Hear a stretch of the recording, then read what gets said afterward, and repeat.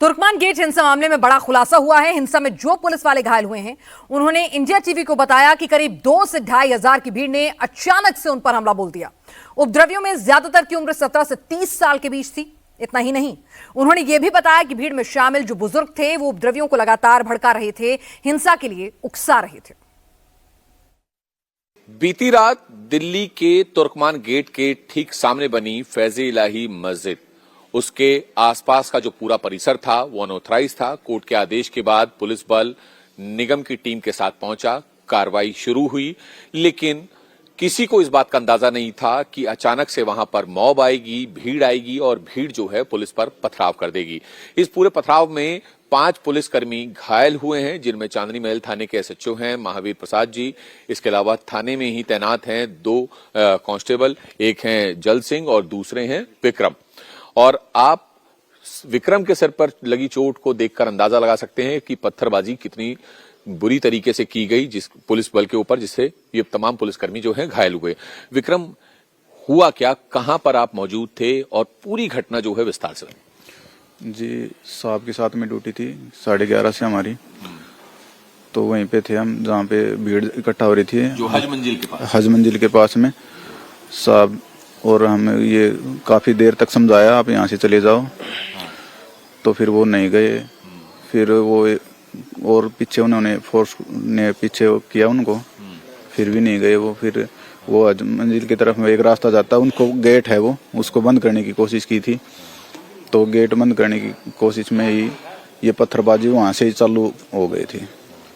और इसी दौरान साहब को एक पत्थर लगा था आके, और फिर वहां से मुड़ते समय मेरे भी पत्थर लगा सर में। उसके बाद कौन लोग थे, कितने लोगों की भीड़ थी, किस एज ग्रुप के वहां पर लोग मौजूद थे? सर भीड़ तो कम से कम 2-2.5 के आसपास, 2-2.5 हजार के आसपास थी, और एज ग्रुप यही 17 से 30 या 25 के आसपास में ज्यादातर थे बच्चे। और बुजुर्ग भी थे, आदमी थे जो कम से कम 50 के आसपास में भी थे, जो उनको भीड़ को उकसा भी रहे थे कई। ये बताइए, कौन भड़का रहा था, क्या कह के भड़का रहा था? मस्जिद के बारे में कोई बयानबाजी कर रहे? नहीं, मैंने तो एक ही सुना था, वैसे ऐसे ही तुम्हारा खून ठंडा हो गया क्या, बस ऐसे ही यही सुना था वैसे मैंने।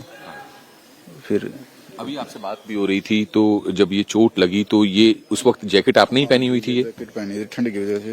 हाँ। और ये पहना था। और बताइए, कैप भी कहीं से फटी है ये पत्थर लगने से? पत्थर लगने से यहाँ से फट गई। जी सर। तो आप अंदाजा लगा सकते हैं इस कैप को देखकर कि पत्थर कितना नुकीला था, कितना बड़ा था, जिससे कि कैप तक जो है ये फट गई। पूरी जैकेट जो है वो विक्रम की लहूलुहान है, पूरी कैप जो ऑफिशियल कैप होती है इनकी वो लहूलुहान है।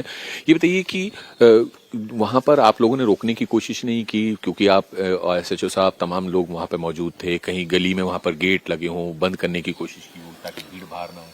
हाँ, वो गेट लगा था एक, उसको बंद करने की कोशिश की थी काफी देर तक, पर वो दूसरी साइड से बंद हो रहा था, तो इसलिए वो गेट बंद नहीं हुआ। तो वहीं से पत्थर चालू हो गए थे, उसी गली से ही। पत्थर कहाँ से आए इन लोग?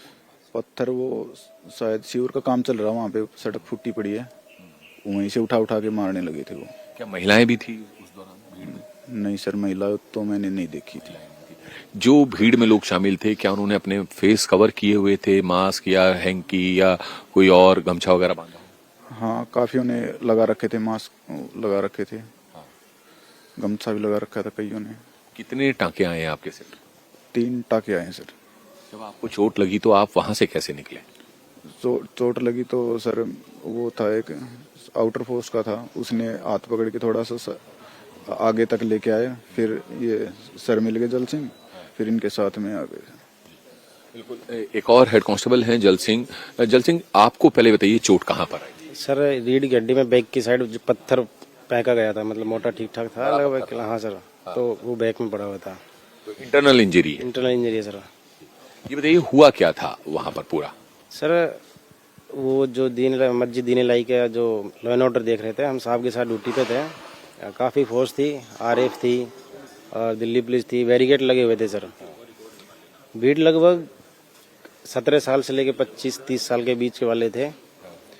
तो उनको काफ़ी समझाना हुआ। हमारे एसएचओ साहब बड़े पीसफुली समझा रहे थे कि ऐसा कुछ नहीं है, जो मस्जिद तोड़ने की बात आप कर रहे हैं ऐसा कुछ नहीं होगा, और चेतावनी दी जा रही थी लाउड स्पीकर से समझाने के लिए अपने उनकी भाषा से जो भी, लेकिन वो समझने तैयार नहीं थे। बैरिकेड लगा दिए, बैरिकेड तोड़ के उनके ऊपर चढ़ने लग गए, कुछ गलियों में चले गए।